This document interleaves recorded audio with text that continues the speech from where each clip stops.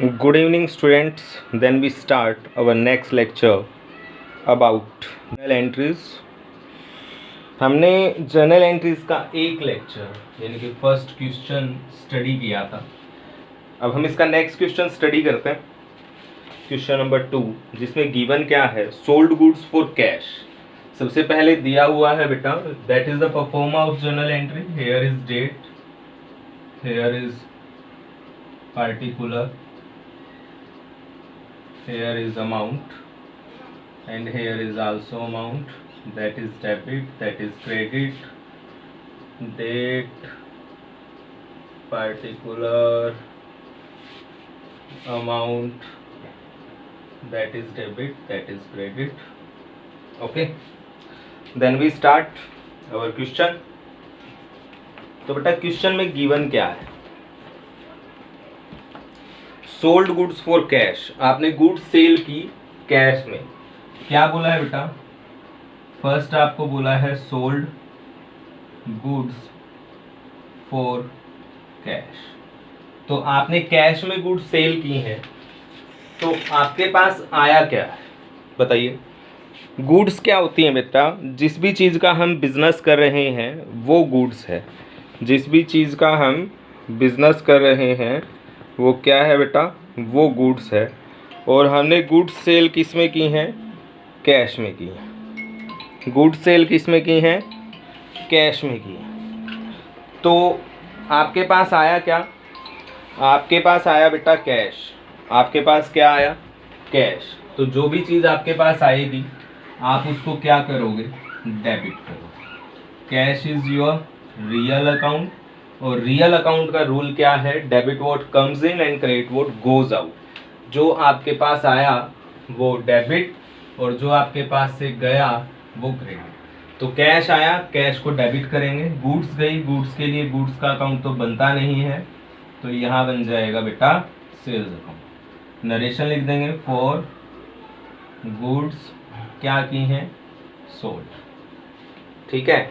Amount में amount लिख देंगे, कितनी है 36,000. डेबिट वाली डेबिट के सामने आ जाएगी और क्रेडिट वाली क्रेडिट के सामने आ जाएगी. नेक्स्ट आपको क्या बोला है, सोल्ड गुड्स टू हरी. यहाँ क्या था, सोल्ड गुड्स टू कैश. आपके पास कैश आया था. नेक्स्ट में आपको बोला है कि सोल्ड गुड्स टू हरी. तो गुड्स का अकाउंट तो बनता नहीं है, तो एक तो हो गया हरी, एक हो गया सेल.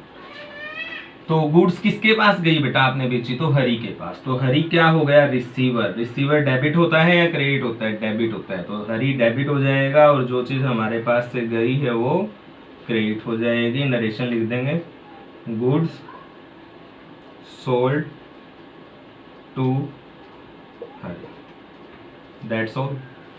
अमाउंट लिख देंगे बेटा इसकी, कितनी है 30,000.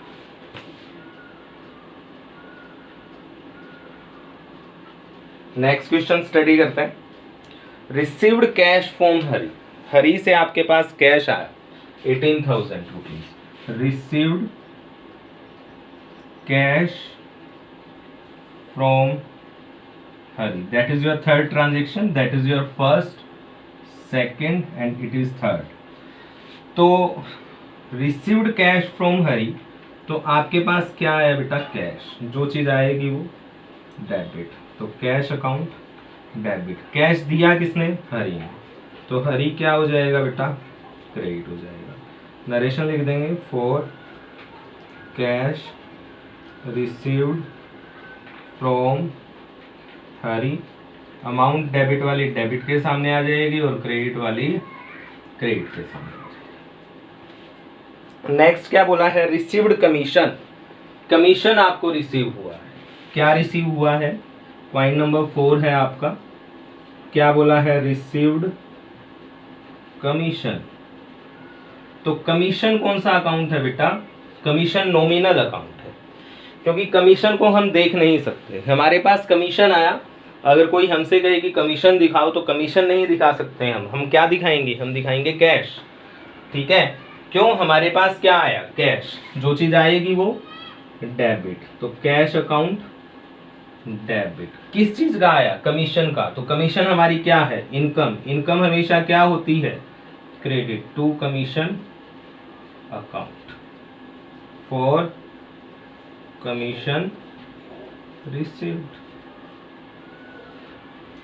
अमाउंट लिख देंगे बेटा इसकी, कितनी कितनी है, 750। डेबिट वाली डेबिट के सामने आ जाएगी और क्रेडिट वाली क्रेडिट के सामने। आगे चलते हैं। पेड सैलरी टू गोपाल, क्या बोला है बेटा, paid salary to Gopal, paid salary to Gopal. हमने सैलरी के पैसे दिए हैं किसको, गोपाल को। तो एक बात आप हमेशा नोट करना बेटा कि नॉमिनल अकाउंट में कभी भी नाम का यूज नहीं होता है, मतलब इनकम एक्सपेंस प्रॉफिट लॉस वहां पे नेम का यूज तो होगा ही नहीं। तो आपने क्या दिया, आपने सैलरी, तो सैलरी दोगे तो आपके पास से क्या जाएगा, कैश जाएगा, और सैलरी आपका क्या हो जाएगा, एक्सपेंस।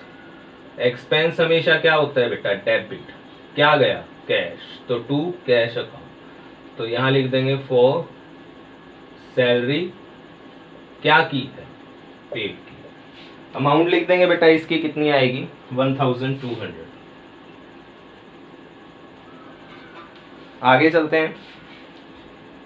रिसीव्ड कैश फ्रॉम हरी, हरी से आपके पास कैश आया, क्या आया बेटा, कैश। तो जो चीज आएगी वो डेबिट, दिया किसने, हरी ने, तो to Hari for cash received from Hari.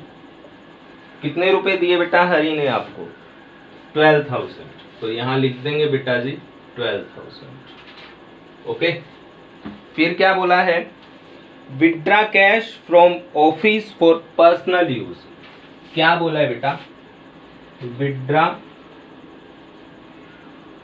Cash, withdraw मतलब निकालना, आपने क्या निकाला, कैश, कहां से, फ्रॉम ऑफिस, ऑफिस से।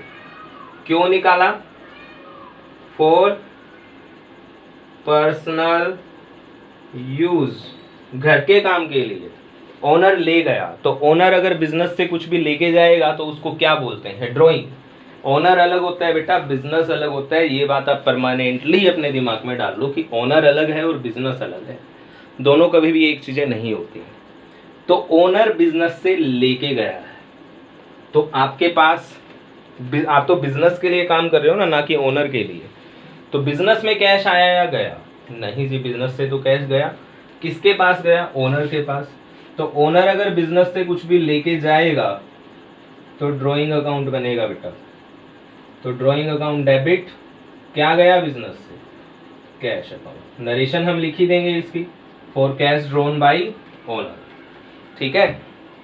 वेजिस पेड किया, तो वेजिस यानी कि मजदूरी, क्या दिया बेटा, मजदूरी दी।